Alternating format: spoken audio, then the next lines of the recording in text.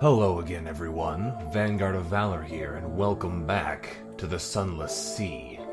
Last time, we investigated the depths of the Dead Letter Office, and it's time for us to inform the Postal Rat what we found in the depths.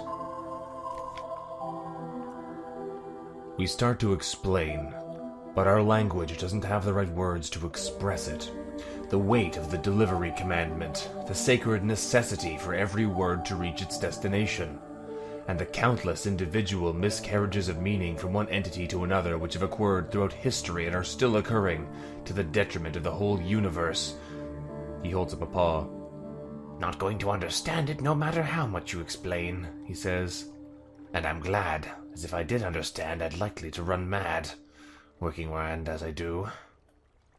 After a moment, he adds, "Likely you'll forget, at least forget some of it. After all, you never wore the uniform." Then he points out where our hair has singed at the temples, and gives us an ointment he keeps in a drawer. Well, we have definitely encountered some strange and mysterious things down in the depths here. Perhaps the others will be interested.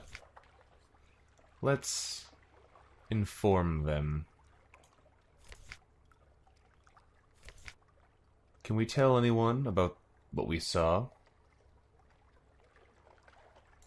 Interesting. So we can now judge the postman in light of what we now know, and say that all have failed, or honor the postman in light of what we now know, and recognize that all have tried. We will honor the postman of Nuncio.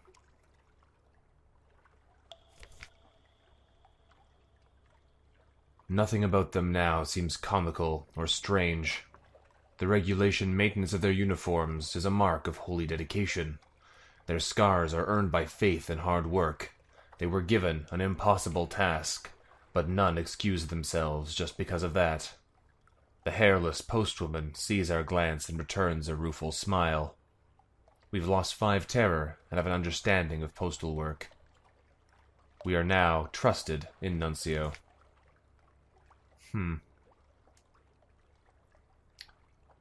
Well, we've learned now. We've learned of Nuncio. For now, it is time for us to assemble a port report. Those who live here deserve a better justification in the eyes of the world. A masterful port report, in fact. The Admiralty won't understand, but we can do our best to explain it all anyway. The theology of postal work, the pull, the sacred obedience of postmen, the attention to detail that is both petty and sacred, the anguish, the camaraderie among the sufferers, the willingness to endure visitors, even visitors who do not understand their tribulations and ask foolish, ill-informed questions. Well, we have learned a great deal here, but I believe it's time for us to set sea once again. First, however, we should investigate our hold. Do we have a sea story? It looks as though we do not. We have memories of distant shores and a number of other useful items. But without a Z story, it may be difficult for us to have a meeting, in fact, with the Fathom King, to whom we must meet if we are to see our father again, or at least his bones. As it stands, we'll acquire some more fuel here, what we can afford, and we'll make our way onwards. From Nuncio, we have few options as to where we should go next, but I suspect that Port Cecil would be a logical location, given that we have our nacreous outcast with what he needs. So we make for Port Cecil and hope for the best. The journey may be dangerous, and we are very low on supplies, but hopefully we'll make it back once again.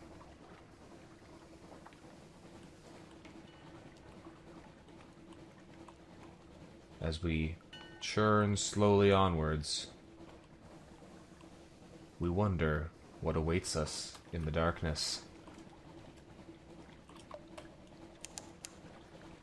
You've discovered Garrick's scalpel, and our Z-Bat tells us there's nothing else nearby. The fog encroaches as we approach Skylar's End. Well, let's see what else lies in this land. There may or may not be other islands nearby to justify such a large lighthouse, but until we find them, there's no evidence to prove it.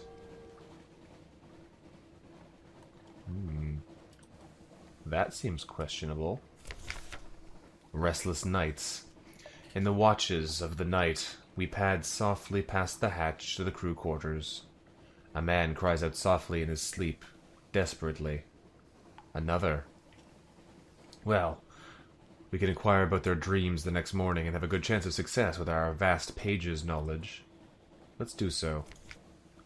Eyes and a face. The whole neath lit up like a snuffer mask.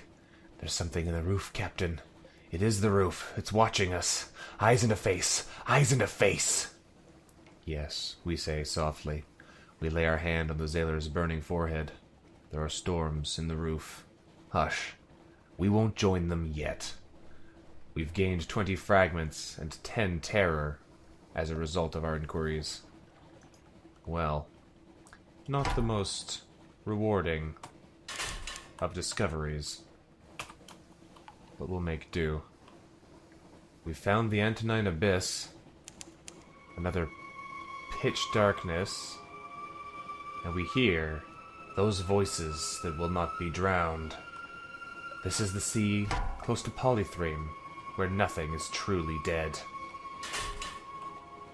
Thankfully, we should be able to make it to Port Cecil without too much additional trouble. We've discovered the Bidmead Reefs, Dow's 8, and a variety of other nearby locations in our attempts to avoid a hideous fate. However, an albino moray may or may not have caught sight of us. It looks as though it was not interested, though. I'll be able to escape its attentions, this time unscathed. We don't have the fuel for such long paths, but we'll just have to make do with what we can. Port Cecil is some distance to the south, however, and we'll have to make a long journey around in order to get there. Our supplies dwindle. Our fuel dwindles. We found the wreck of the Emperor Wolfgang, which I suspect is this. No, that's this one. Interesting. There's nowhere for us to dock around this. It's simply a landmark. How it arrived on that raised section of land we may never know. But at least for now, we've arrived at port. Low though our supplies may be. Returning to Port Cecil, what can we do here? Well, certainly, we can continue our extra move. Let's return to the darkness now that we've acquired what we came here for. We squeeze through the crevice into a narrow space like a stair. Irregular steps lead down. The silver light is strong here, and it goes stronger with each step downwards. The outcast toddles eagerly over to the chessboard to place the Sphinx Stone piece at one corner. Oh, yes, the voice of the principal sighs. Oh, yes, that will be very good. But I ache so to be reduced to be less. Will you bring more? I will pay most in Scintillac and its secrets. Of course we will. Yes, I'll need to complete my chess set, and then you'll defeat me. Bring me a wakeful idol to be my new bishop. Bring me a monster's tooth to be my new knight. Bring me a hard-shelled silver to be my new root. Bring me a little flint to be my new paw. And bring me a fluke core for my kin. At each phrase, the outcast nods and sways, nods and sways. It looks frightened. Well, now we know we have many things to search here. Many things indeed. A flint, a hard-shelled silver, a monster's tooth, a wakeful idol, and a fluke core. But in return, we've gained 7 scintillac. Beautiful gems indeed. It makes marvelous jewelry, or terribly expensive tea. And that is our sole reward. Well, that may make things slightly difficult for us, as we don't have the resources to acquire what we need here, unable to buy more fuel with so little remaining. We may be hard-pressed to survive our adventures here, but we will do what we can to survive. As it stands, why not make a port report? Once again, we create some knowledge to be passed on, and immediately make for safer shores. If we can make it to Khan's Heart, or Khan's Shadow, there is a good chance that we'll be able to acquire the resources we need. But that may be just too far away. For now, we set sail, in the hopes that no one need die. But the truth of that journey is yet to be seen.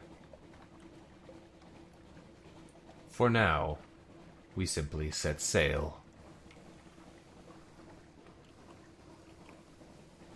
The Z is open. The Z is dark. And we must search for what we can.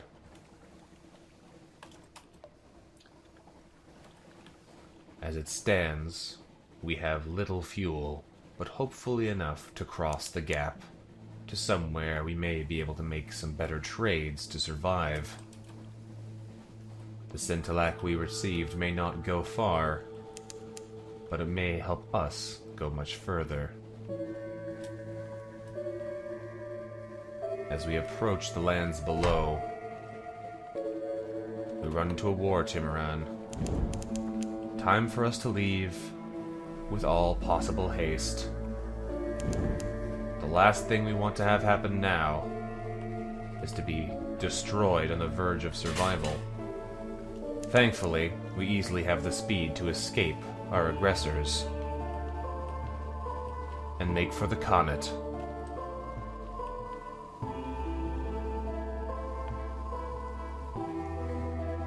Having returned to Khan's glory, we do not expect much, but we're on our last piece of fuel, so hopefully we'll be able to trade something here to survive. Desperate measures indeed. We've arrived in Khan's glory, and there are no shops available to us here. We have no gifts to offer. We could offer 5 drowning pools to the Timon, but I don't think it's the best plan for us to attempt.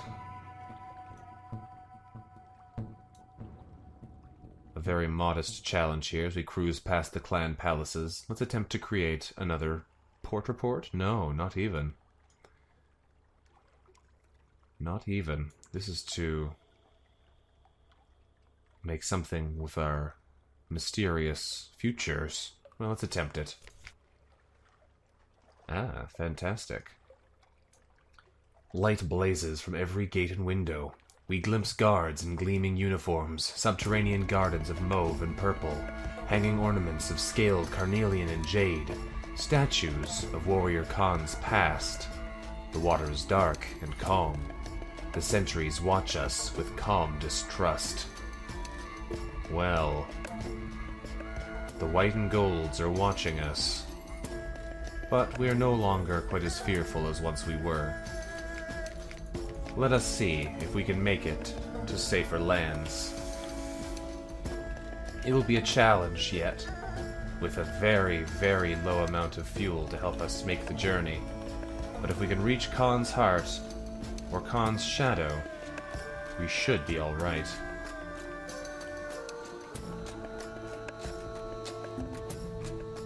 For now, we sail. We discover the Iron Quarter. Nearby, yet out of our initial sight. If we can reach the Khan's heart, who knows? Maybe someone exists here who will do trade with us and allow us to make the journey home. For now, we must dock. Khan's heart. No shops available to us, but perhaps we'll be able to get in. The Kaganians dislike merchants, and they dislike foreigners. Foreign merchants induce paroxysms of antipathy. Perhaps sufficient bribes will buy our way into the Nephrite quarter. That's certainly possible. We can spend time in the tea house, although we have no echoes. We could hire a crew, but again, no echoes. Purchase fuel at an outrageous price. Again, no echoes. Supplies at a ludicrous price. We could pay a storyteller, or attempt to establish a port report. Let us attempt to seek a commercial license, and see just how this goes. It may not succeed, but we're very limited in options as it stands. Not here, Surfacer. Surfacer? But the Kaganians have been generations underground, and to them all Londons are surfacers. It seems we'll need to go to Khan's Glory, the nearby palaces of the nobility, to seek a license. Well, that may be a problem, will it not? We are not without chances. There are yet options available to us, but not good ones. Desperate measures are required. We can attempt to use our supplies as fuel, turning 2 food supplies into a single piece. We can attempt to lose only 1, but it's only a matter of luck whether we acquire fuel. We can make a sacrifice to the gods, attempting to sacrifice to storm, to stone, or to salt. However, at the moment we only have storm's attention. We could fire a distress flare, although we've lost our flares already. Or we could abandon ship, which will not go well at all. For the time being, let's take a chance here. A matter of luck. Nothing but barley and bottled ham. This is not good at all. We were unlucky. Let's try again. No luck either. This is not good at all. Yes, it smells like burning rags, but it'll satisfy the engine's hunger for a little while. We have 1 fuel and no supplies. We are on the verge of collapse, but we have 1 more chance. Khan's shadow is right beside, and the Fathom's King's hold is not too far beyond. Should we be able to reach it, we may possibly survive yet.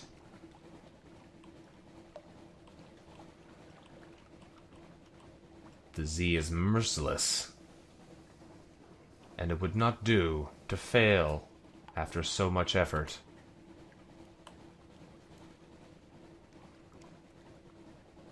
We journey to Wanderer's Haven in the Khan's shadow. Our people grow hungry. Hopefully, this Wastrel's Haven will do well for us. We've arrived. In Khan's shadow, we compile our port reports yet again. With little else to do here, we make for the shops and hope to survive. The Traveler's Friend will allow us to sell our outlandish artifacts for a low price, but may, hopefully, keep us alive.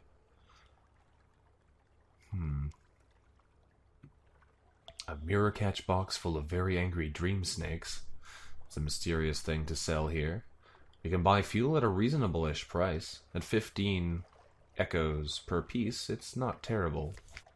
From the dearly departed, we will sell them our mushroom wines. At a profit, no less. A profit, no less. Not much of one, but a profit is still a profit. And in the Traveler's Friend, we acquire fuel and supplies. Perhaps enough to survive the journey onwards, but that remains to be seen. For now, we head out and hope for the best. We make our journey down to the Fathom King's hold without much hope. Without having a Z story to captivate him with, it will be difficult to hold his attention, or even to gain an audience. But we'll see what we can do. We're here on a mission to recover the bones of our father, and perhaps that alone will be enough to interest him.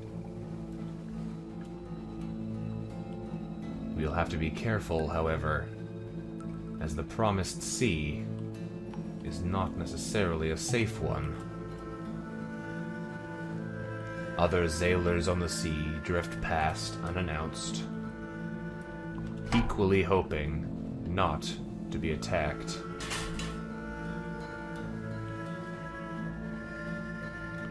And there it lies, the Fathom King's hold.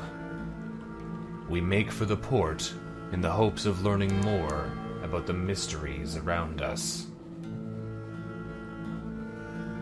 Let us see what our experiments discover. We've returned. The Fathom King's hold. A weird visual effect occurs as well. Like an iceberg, like a Bazaar Master's scheme, like the Neath itself, most of the hold is invisible. Well then. The Drownies have a peculiar appetite for Scintillac, the silvery northern coral. They whisper and giggle as they haggle. With 7 Scintillac and something awaits us, we could do something here. I question whether or not our reward will be so high as to be worthwhile. As it stands, we'll compile a port report.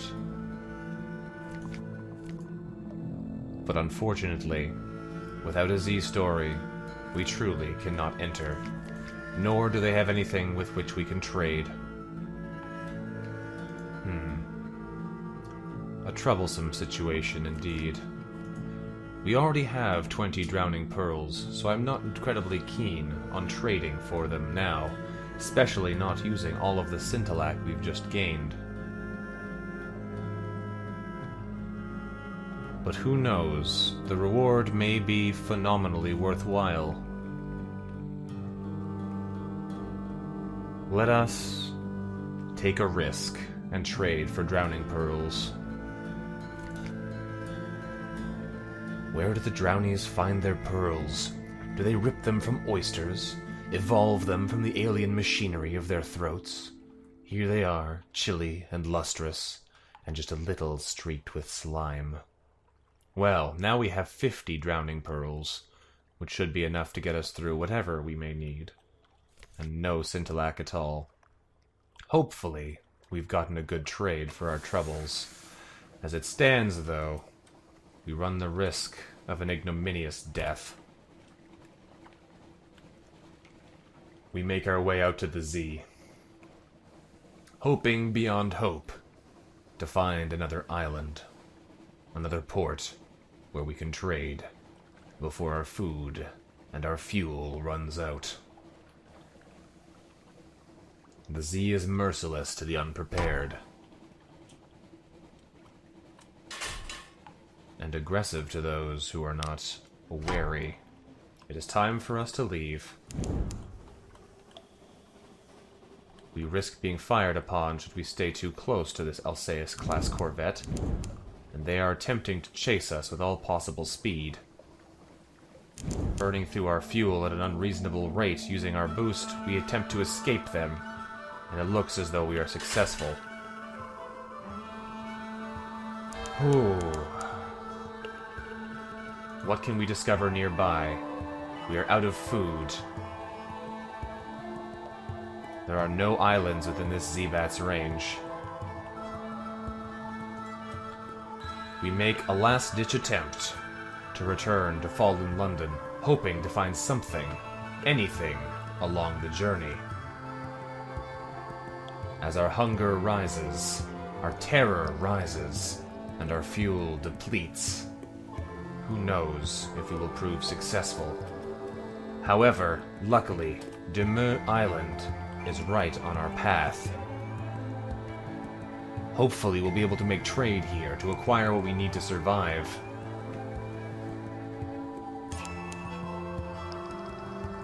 But at the very least, we are approaching new things, and that is undoubtedly good. Islands with mazes on board. What a strange sight indeed. We've discovered Demur Island. Hopefully, we can make port here. Ah, yes. The Misery Company funging station. With just enough fuel to make port, we'll hope for the best. Here the wilder airs mingle with the airs of the near reaches. Demur's Gate, named for a navigator lost above. How did his bones come below? We've arrived. Will we be able to enter here? Who knows? Let us investigate. The Iron and Misery Company has a fungal operation here, felling giant bolagous shrooms for building materials, harvesting Kirili for its medicinal properties. It's a desperate little outpost of something like civilization. Up puffs the affable Factor. Oh, hello, Captain. Thank God for visitors. We'd go quite mad out here otherwise. Quite mad. How can we be of assistance? Well, we can take tea with the Factor. We can explore Demur Island. We can accept a volunteer, or compile a port report. Well, we will certainly compile a port report. We are too afraid to attempt to gather the island's fungus to survive. Well then, we compile a port report here of the Iron and Misery Company's activities. Let's take tea with the Factor. Hopefully that'll at least restore our hunger. Or we could explore Demur Island instead. I don't know what the better course of action may be at this time. We could buy fuel and supplies from them had we any echoes, but without any way to acquire any, this will be a difficult time.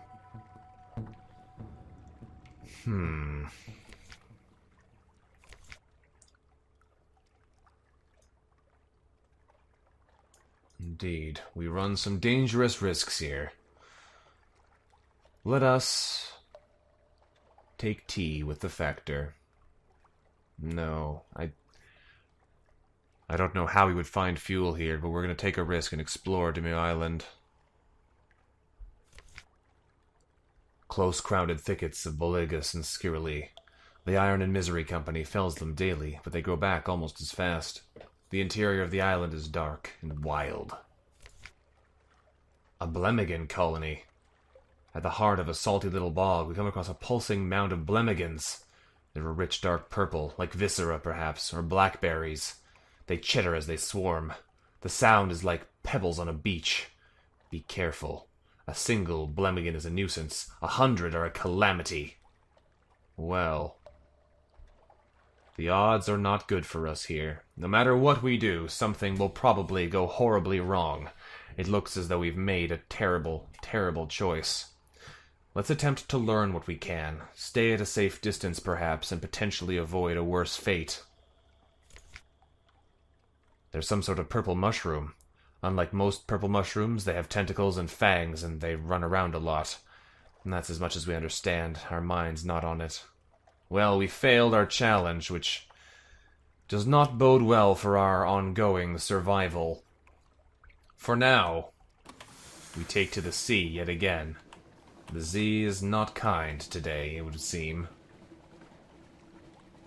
Hoping for some kind of helpful survival tool, we acquire nothing.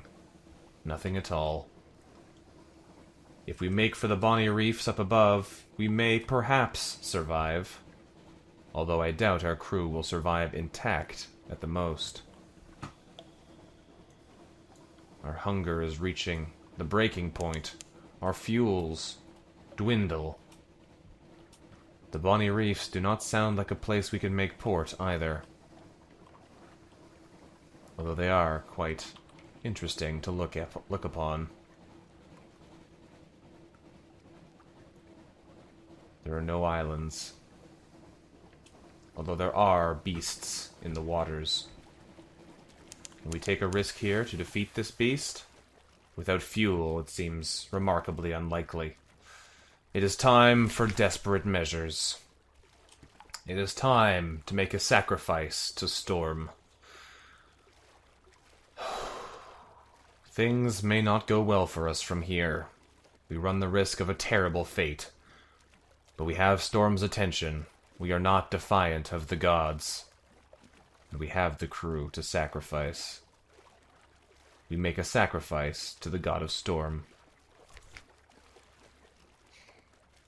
Storm, save us?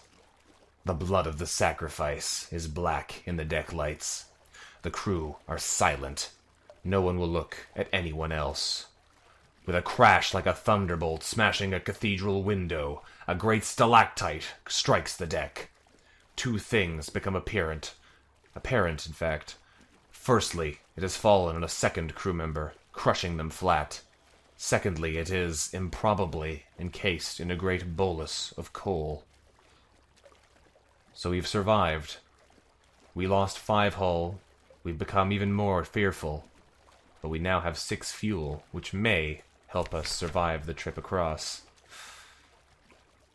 Whew. We have no strange catches or anything we could attempt to eat, although if we think we could defeat this beast in the waters, it is possible. How strong a creature is it? It is a great, great strength.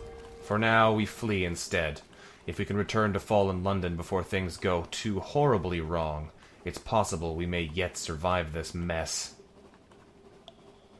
For now, we take to the Z. We are reaching Fallen London yet again, approaching Mutton Island. It is possible, in fact, that we may survive this encounter. We have lost some of our crew, and things have gone horribly wrong. But perhaps we can live. Memories of plenty. Hot porridge with creamy milk and honey, the smell of roast chicken, rubbery lumps the way they cook them on Mutton Island, the crisp flesh of a newly unearthed Eden fungus. Oh God. We must distract ourselves, find something else, anything else. We run emergency drills, debate philosophy. It's a busy day. We walk the deck, watching the crew, addressing infractions and laziness. We are suitably distracted, and they know their captain is watching. We have not yet gone completely mad, but we approach Mutton Island, and it's possible we'll be able to find food there. We make for the port, with all possible haste. The fear grows quickly. But we've reached Quakers Haven. No. Just a moment too slow. Plates are empty, cups are dry. Our crew's loyalty is less certain by the day. We can attempt discipline, or tempt inspiration, and both go poorly for us. Oh boy. Let us attempt inspiration. Promise that if they trust us a little longer, they'll see their homes again soon. I wouldn't trust me, given that 2 of our members have just been sacrificed to Storm. But it may be our only option at the time. For now, we attempt inspiration. In fact, is there a way for us to improve this score? The nacreous outcast cannot be spoken with at this time, so no. We take a risk. A glum response. No cheers. No renewed enthusiasm. Time is running out. We've reached 75 terror. But we've reached Mutton Island. Oh. Well. Again, they have supplies, but no desire to feed us. We have no money, so we can't get to the Cock and Magpie to acquire food. We can wander the shore, or visit the hilltop above town. We can chat with the fishermen to acquire our port report for another one of our few remaining echoes. But things are not going well. We have 2 options here, and we have to hope for the best.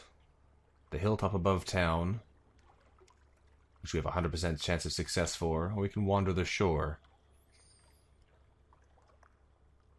In this case, let us take a risk with the hilltop above town. Oh, good. We stand on a cliff top, looking over the little village. Smoke from the chimney of the Cock and Magpie drifts straight upwards. As we watch, the smoke tilts. The sudden wind thins it to a pencil smudge, then nothing. The wind screams unexpectedly like a god cut in half. What a noise! It must be the caves around the island channeling the air. At least that's the most comforting explanation. Below us, the locals each take nisps from a shared flask and make a toast towards the mainland. The wind is a southerly. Well, we've gained new fragments, but gained more terror, which is not at all what we needed. Our options become increasingly limited, and it is time for us to set sail once again. We are close to fallen London, and the chance of survival burns above in our minds. Rebellious murmurs. Our crew's loyalty is yet again uncertain. We attempt inspiration yet again, and have failed yet again, reaching 82 terror. The situation is dire indeed, but hope! Hope springs eternal. We've discovered an auroral megalops, a weak creature, easily felled. Should we be able to fell it, we may be able to take our chances with devouring it. And indeed, it falls easily to our cannons. We can butcher it for supplies. We've lost 50 hunger. The gods are clearly smiling on us today. With a forlorn and wailing cry, the megalops turns on its back, legs neatly folded, as bluish blood gouts from its wounds. Its golden glow begins to dim.